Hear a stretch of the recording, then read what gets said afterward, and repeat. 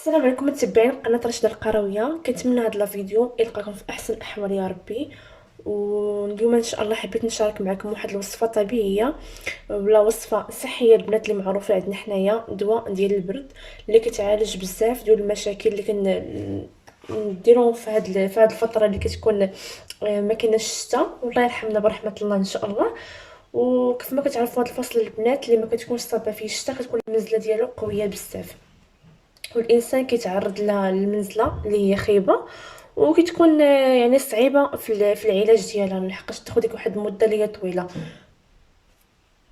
وبالنسبه للمكونات البنات اللي غنشارك معكم كاملين متواجدين في كل بيت. المكونات الفوائد تاعهم لا تعد ولا تحصى، وما كايناش شي حاجه اللي هي صعيبه. وهاد المكونات البنات لهاد الوصفه اللي غنشارك معكم طبيعيه، صراحه كتليق لجميع الامراض اللي كنديروهم في اللي كنتلقاوهم في هاد الفتره.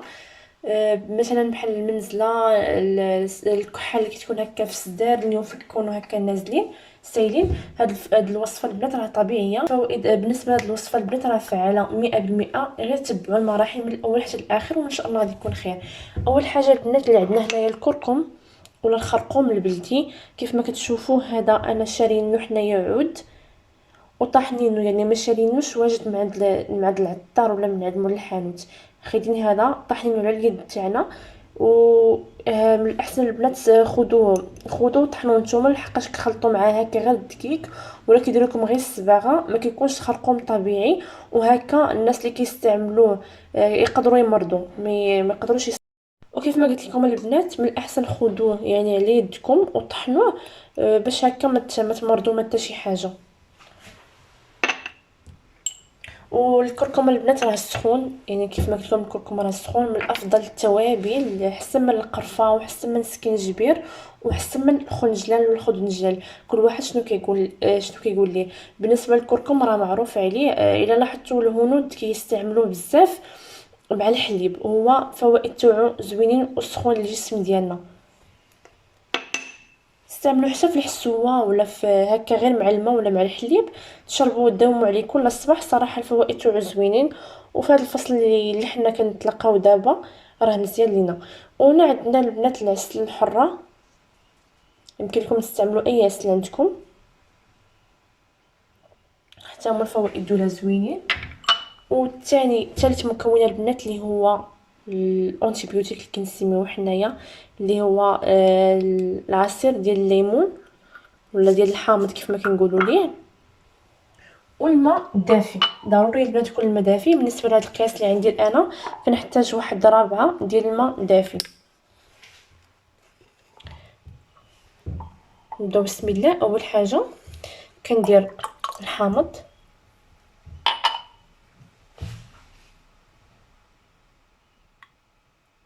جوج معالق كبار ديال العسل،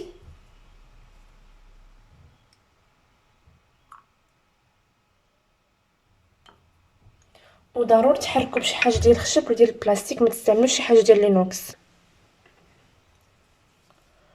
وجوج معالق كبار البنات ديال الخرقوم، اللي قلت لكم الخرقوم البلدي اللي كنتو طاحنينو على اليد ديالكم، ما تاخذوش شي حاجه اللي هي من الحانوت.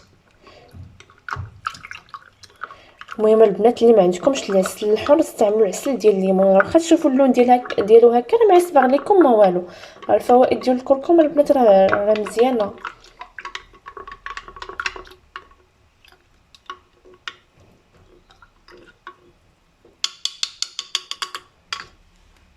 كيف ما قلت لكم البنات طريقه الاستعمال ديالو هي هذه. بالنسبه لطريقه الاستعمال يعني كيفاش تشربيه وهكا، من الاحسن تشربي كاس ديال هاد سميتو،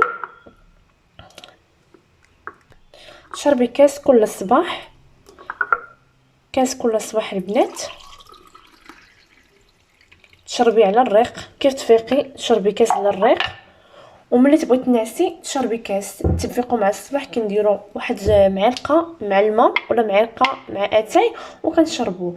المهم نتوما داوموا عليه، راه الصراحه ما يدير لكم حتى شي حاجه، راه الفوائد تاعو اللي هما زوينين وصحيين، ما عندكم مناش تخافوا. وان شاء الله الفيديو يكون نال الاعجاب ديالكم، ونتلاقاو ان شاء الله فيديو جديد ان شاء الله. وما تنساوش انكم تدعموا القناه ديال خالتي اللي هي رشيده القرويه بلايك والاشتراك، ونتلاقاو ان شاء الله فيديو جديد.